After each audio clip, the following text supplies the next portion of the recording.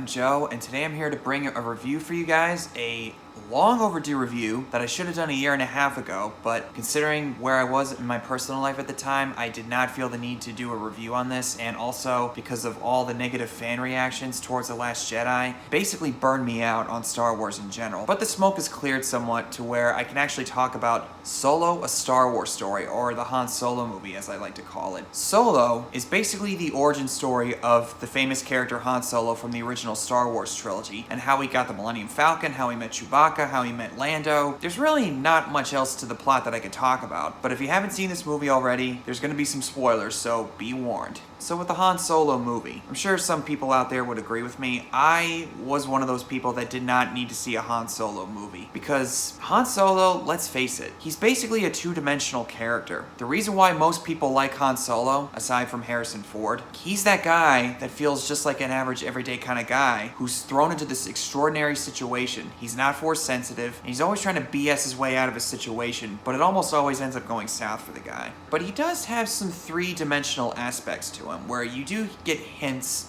of backstory from him, whether it's through Lando, Chewie, or even as they show in this movie with his friendship with Qui'ra, played by Emilia Clarke, but we don't really hear that much about his backstory, and to be honest, I don't really need to see a backstory in a movie. If they're gonna show it in a comic, or a book, or a small TV series, like an animated show, okay, fine. But I don't necessarily need to see a Han Solo movie, and even after seeing this, I still don't think it was really necessary, and I'm sure all you guys know by now of the production problems that were plaguing this movie, from Phil Lord and Chris Miller, who did the Lego movie. They left in 2017 over creative differences with Kathleen Kennedy, and filmmaker Ron Howard was brought in as a replacement for the project, and he ended up receiving final director's credit. Phil Lord and Chris Miller have received some credit, I believe, for the story. I'm not even going to get into all that because there's other people that you could talk about that stuff with, and to be honest, I'm not really interested in talking about that stuff. I just find it exhausting because there's already enough Star Wars fans out there complaining about the current era as it is. But with all that, I wasn't really excited to see Solo at the time. The trailers didn't really impress me, although I did like the one moment where Han says, Thought we were in trouble there for a second, but it's fine.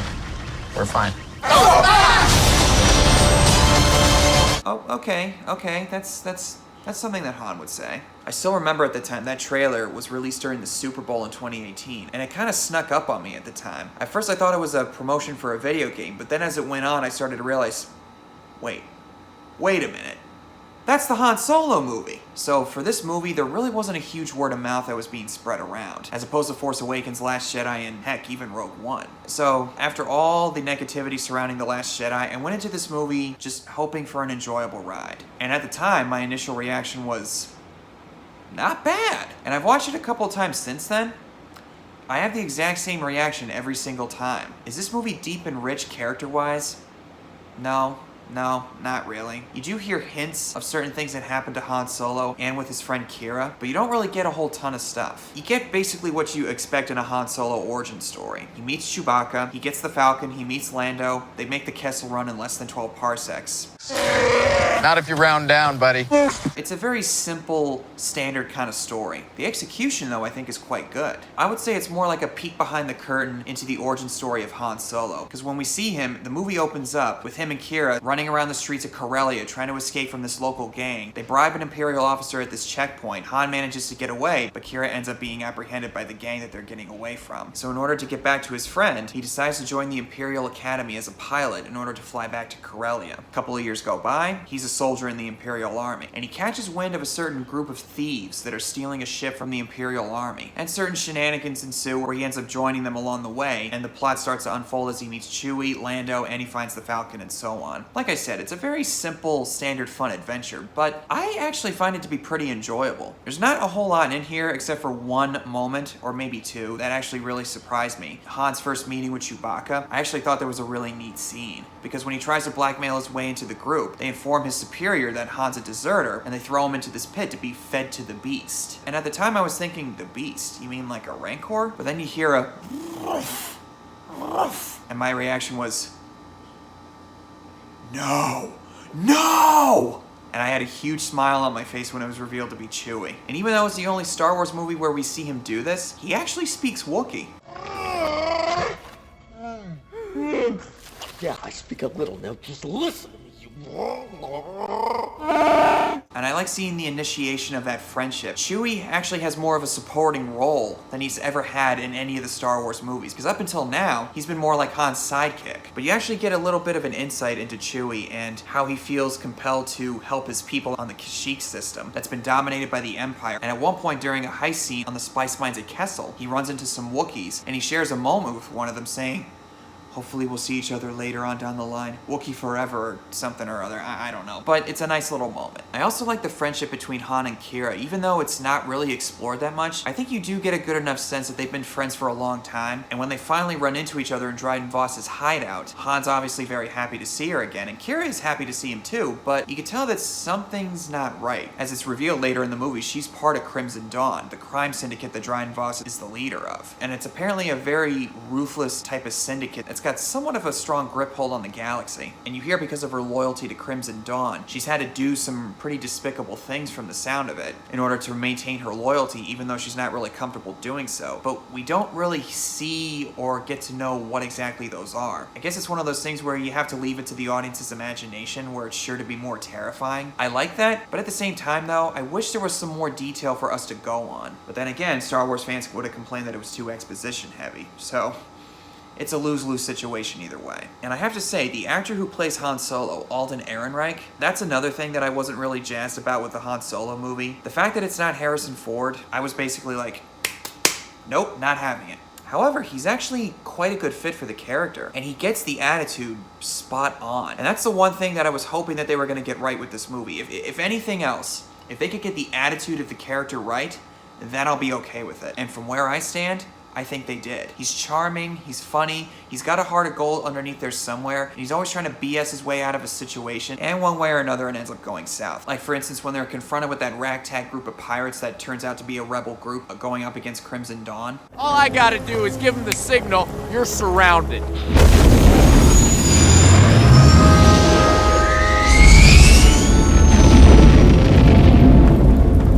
Yeah, that's a Han Solo moment.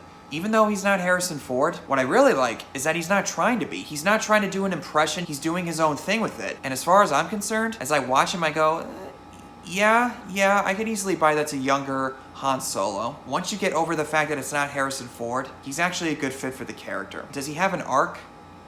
Not necessarily. He starts and ends the movie pretty much the same way, but this is a prequel to his character in the original trilogy, so I wasn't really expecting much. All that being said, I still enjoyed Alden Ehrenreich. I thought he was a good fit for Han Solo. And Donald Glover as Lando. Spot on. He sounded a lot like Billy D. Williams. And if they were to do a Lando spin-off movie and Donald Glover was gonna play him, you wouldn't hear me complain. And his interactions with Han add another layer to their interactions in the original trilogy. If you remember from the Empire, you got a lot of guts coming in here, you no-good smuggler, after what you pulled. How you doing, you old pirates? So good to see you. What have you done to my ship? Your ship? Hey, remember, you lost her to me fair and square. In that movie, you're able to get a good history there. And in the Solo movie, they show it. Was it necessary? Not really, but watching Empire, having seen Solo, it makes the experience a little more richer for me. And there's other things in the movie that do that as well, like the famous Kessel Run in 12 parsecs. That's probably the best sequence in the whole film. And they even end up in this region called the Maw, which is basically, I guess, like a black hole near Kessel. And having played the Rogue Squadron games where there's actually a level where you have to go to the Maw, when they mentioned that word, I went, I remember that from Rogue Leader. That's a dangerous spot. Oh my God! That actually added to the experience for me. It made me happy. And just like the other recent Star Wars films, Solo looks amazing. Visually and production design wise, it's the right mixture of practical effects and CGI. The CGI shots for like the big wide shots, like the ships flying in space and in the sky above the planets, that's obviously CGI, but it's great looking CGI. And they do a good job of making this universe feel like a lived in universe, just like with the original films and The Force Awakens. And as for other big action sequences, the battlefield scene where we see the Empire fighting an unknown enemy with Han in his trooper gear, all that fog and dirt, and at one point when they're walking through this big trench, it was very reminiscent of the World War I era, and I liked that little detail because the Empire are basically like Nazi Germany, or the German Empire. I guess that's what they were called in World War I. I'm not too familiar with the history of World War I, but I'm just saying that it reminded me of the First World War, and I thought that was a nice little touch. And the train scene in the mountains where they try to steal the coaxium, that was a really fun scene too. And it reminded me a lot of the train scene in Captain America the First Avenger, and you'll know what I mean if you've seen the first Captain America. And that team was really fun too, but unfortunately they're not around for very long. You got Thandie Newton as Val, she's not too bad, and the one character with the 6 arms or whatever, voiced by Jon Favreau, when I first heard that voice I thought, is that who I think it is? And it turns out it actually was, and I thought it was a nice little touch. When unfortunately he ends up dying, and I found that really disappointing because he was a fun addition and I would have liked more of him. And Emilia Clarke as Qui'ra, I don't have anything against Emilia Clarke. I don't watch Game of Thrones, but I've seen her in maybe a couple other things and I think she's a fine actress. I just wish that there was more character depth to her. We get hints of it, but we don't really see the full detail. And I like Woody Harrelson as Beckett, who's Han's mentor, and how he tells them, always assume everybody's out to get you and you won't be disappointed. People are predictable. And later Han uses that quote to turn the tables on him when Beckett gets word to Paul Bettany's character that they're trying to double cross them, and it ends up in a shootout and Dryden Voss dies, and Han ends up killing Beckett in the process. But there is one character that ever since I saw this, she gets under my skin every time she's on screen and every time she talks. L3. I hate this character. She's got a huge chip on her shoulder the entire movie. She's always angry. She's so rude to everybody she's in contact with, including Lando, who's got a crush on her for whatever reason, and I think that's really unnecessary and gratuitous, to say the least. She is so obnoxious and so rude. Yeah, I don't see any other way to put it. However, during the Kessel heist, when she's shot up and killed, they decide to use her AI and implant her into the Millennium Falcon as a navigation system, which also explains the line in Empire where 3PO says, Oh, where is R2 when I need him? Sir, I don't know where your ship learned to communicate, but it has the most peculiar dialect. another layer that's added into the Star Wars universe. And lastly, as Kira's forced to leave, she unfortunately has to leave Han Solo behind. This is the one moment where it legitimately caught me off guard. The one moment that caught me by surprise. The head of Crimson Dawn is revealed to be Darth Maul himself. Now, obviously, if you guys have seen the Clone Wars, you know that he actually survived the fall. I don't watch the Clone Wars, although I might give it a try at some point in time. And with that knowledge, seeing his robotic legs, it makes a lot more sense. When he pulled the hood off of his head, this is how I reacted. One man couldn't have done this alone. Darth Maul? And my mom looked at me like, what? Like, Mom, that's Darth Maul. That's Darth Maul from Phantom Menace. And she took another look and she said, wait, didn't he die? And then I had to explain to her what was going on. And in fact, I actually wish there was more of Darth Maul. If he was the main villain of this movie, I think it would have been a lot more exciting. But we just get that one scene, which is an awesome reveal. But I wish there was more of that. And funnily enough, he's a hologram, but he actually turns on his lightsaber while talking to Qui'ra. And you hear a little bit of that Duel of the Fates theme, which brought me right back to childhood. Qui'ra, you and I will be working much more closely. Up until he turned on the lightsaber, I went, wow, Solo's the first Star Wars movie to not have a lightsaber in it. But then when he turned it on, I went, too late. So after that, the movie ends with Han playing a rematch of Sabacc against Lando, and as he wins the card game, he wins the Millennium Falcon for good. And he and Chewie take the Falcon and ride off to Tatooine to meet up with supposedly Jabba the Hutt.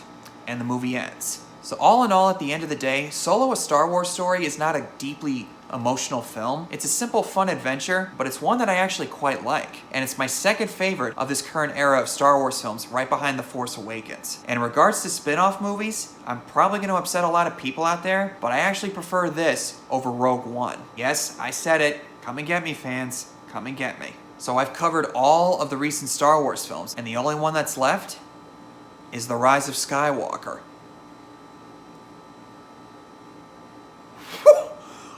Oh my god. I'm not ready for this. I'm not ready. So those are my thoughts on the recent Star Wars films. What did you guys think of Solo? Did you love it, like it, think it's alright, or do you hate it? Whatever the case is, comment below and tell me your thoughts. I will see you guys very soon, and may the Force be with you.